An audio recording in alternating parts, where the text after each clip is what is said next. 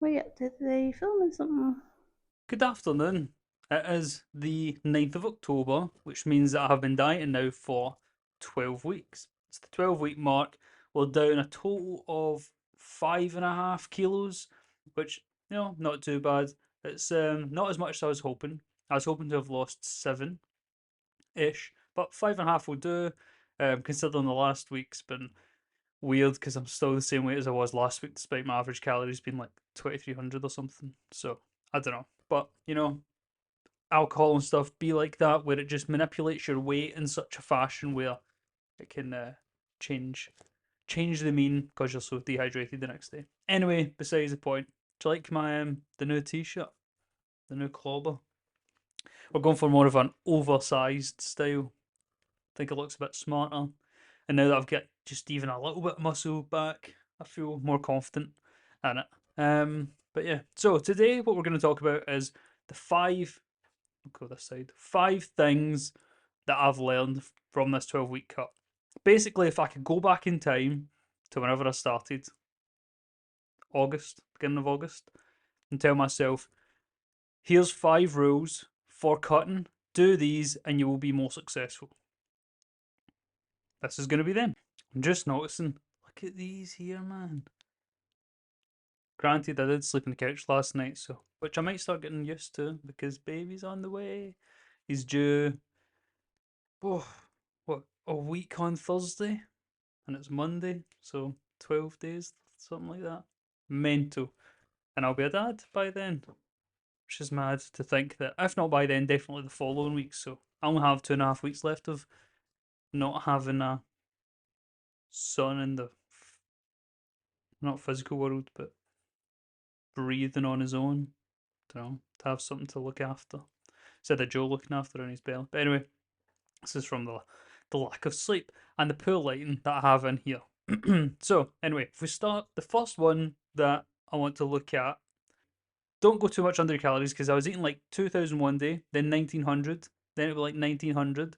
Then after 3 or 4 days of eating like this, you then get to a point where you rebound. And on my days where I'd kind of rebound, it's because I would end up having a few beers and then having loads to eat.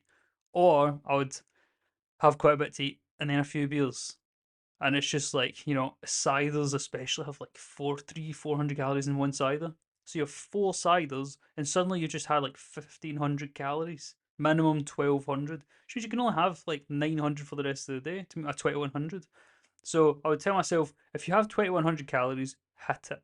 Like, don't go too much under unless you're scheduling 19, 19, 19, and then on day 4, those 200 you saved up, you add them in, so now you have like 2,800. That's a better strategy.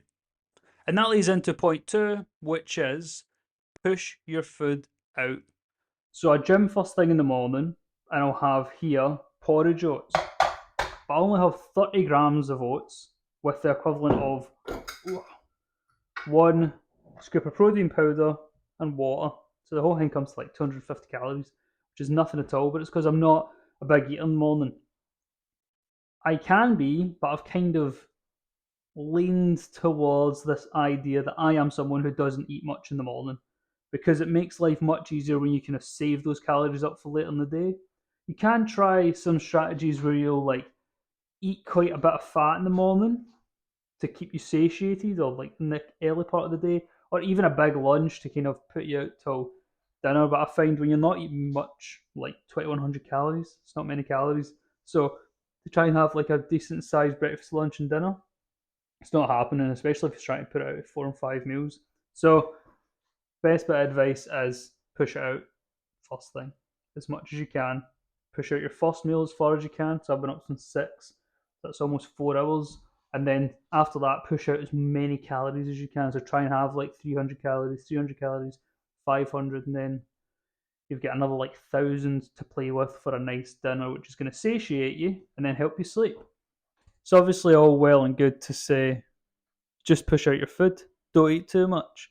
But what kind of strategies can you actually deploy so that you are not stupidly hungry in the first part of the day? Well, there's 2 that I use, which are kind of the same. Well, I suppose 3. So, first up, coffee. Caffeine itself reduces your hunger hormone signaling, so makes you less hungry.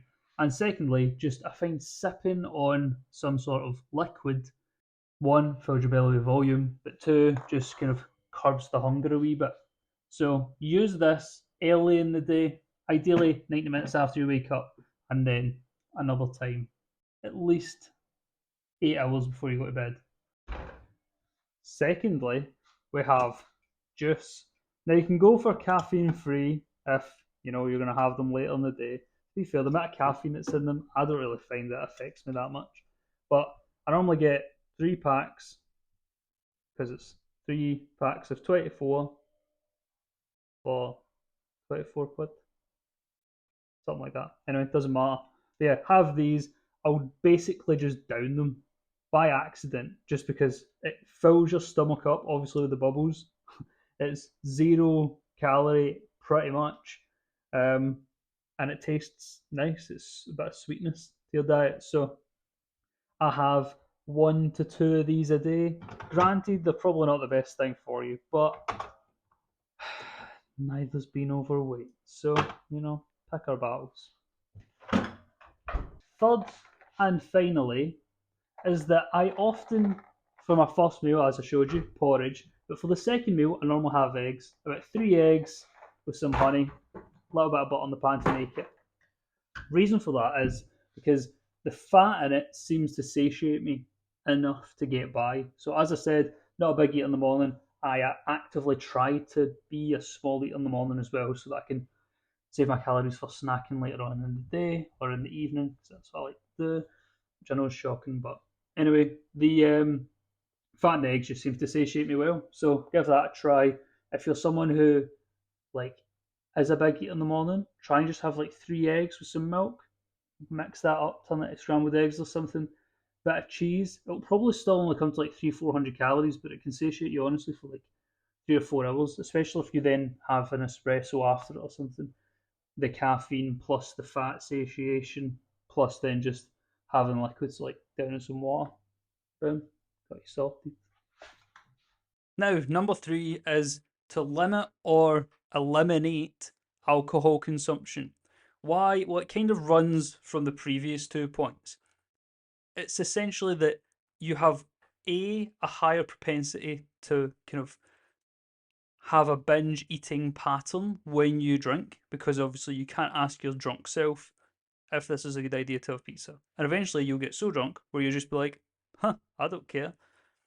So that's bad. But secondly, is the reason I say limit or eliminate is because a couple of times I've limited it to like 2 glasses of wine, and that ends up working really well. But the problem is that if you're somebody who would have a good few beers instead of just one or two, then you've kind of opened the door now to being like, right, I've had a couple of glasses of wine and that was nice.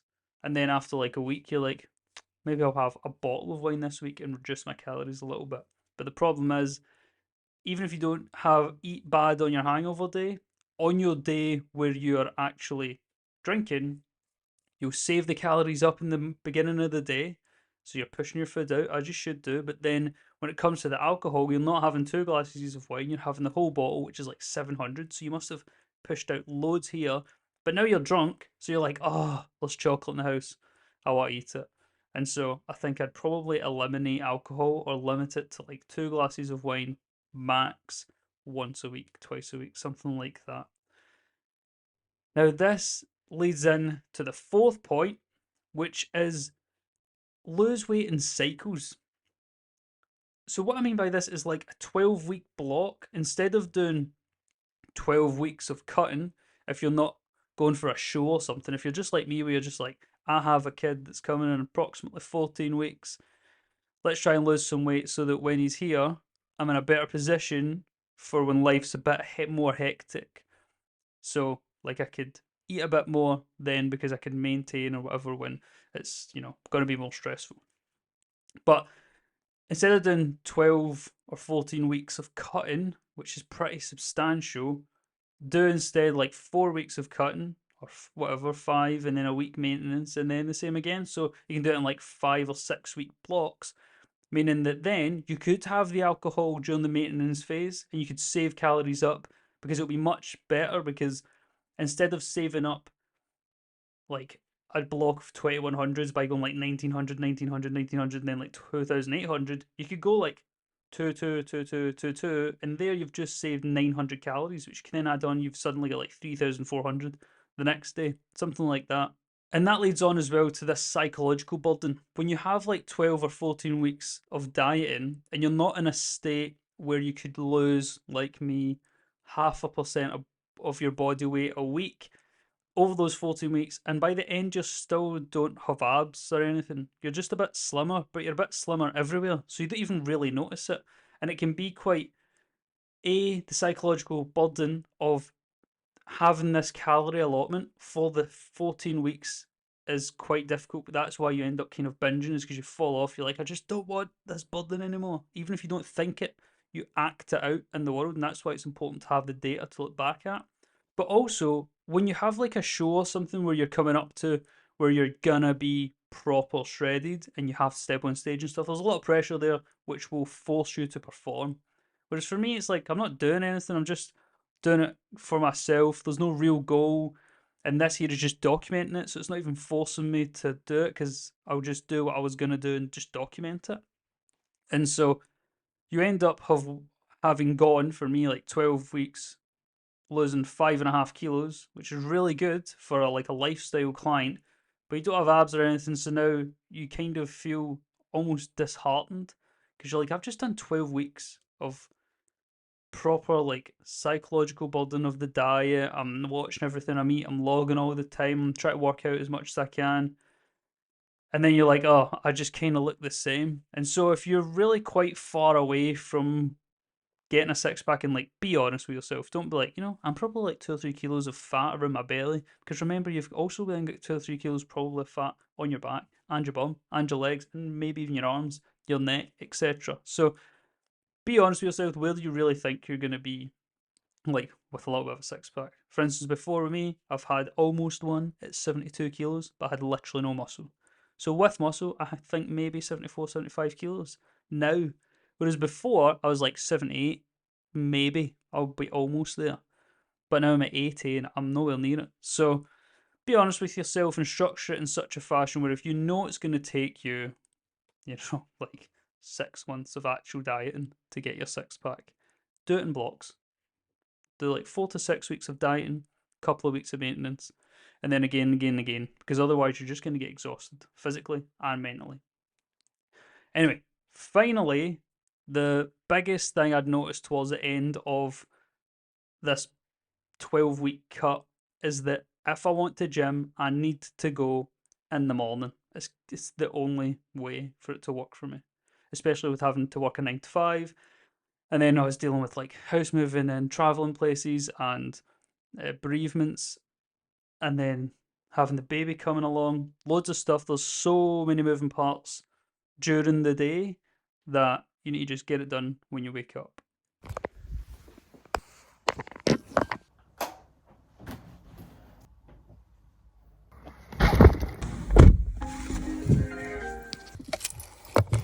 Final tip is go to the gym in the morning. So, as you can see, it's dark outside, or kinda. It's like 7:15, because I've been dilly-dallying a wee bit this morning. But one of the problems I was having was I was missing gym sessions because I wouldn't go first thing in the morning, and so I'd tell myself I'll go at lunch. But then I'd need to get like a 2-hour lunch slot. So when I was busy with work and I didn't want to work extra hours, I then wouldn't gym, because I'd be like, I can't really justify an hour because then I'll have 30 minutes in the gym. So I'd be like, I'll go after work. But then everyone knows what it's like. You finish at 5, 5:30, and suddenly you're just exhausted and you just can't be bothered going. And then the idea of going to the gym and it's just like the 5 p.m. gym traffic inside where everything's taken. Bit of a nightmare. But then you can push it off, and I was starting to push it off for a while and go at like 7:30, but like p.m. But then you're back at like, or 7 p.m. So then you're back at like 8, 8:30. And when you try to get up early, it just doesn't work, and then you get in this vicious cycle. And then also just makes you irritable not going. You don't get your goals, you don't meet your like targets and stuff that you're going for, and you just become more irritable. Oh, and it also gets rid of like your pre-gym anxiety. So sometimes you get like anxious or excited for the gym, where you're like, oh, I can't wait to do this, or I could wait to do this. And going first thing in the morning just makes you not think of that. And then also shower straight after the gym, sorted. Makes you feel so much more confident for the day as well. Like, unbelievable amount for me anyway. So yeah, let's get to the gym and the new brief. Thanks for watching. I'll see you in the next episode of the Pre-Dad Shred, unless I have a baby by then, in which that will be the next episode. So, love. Well done. There we go. See you later.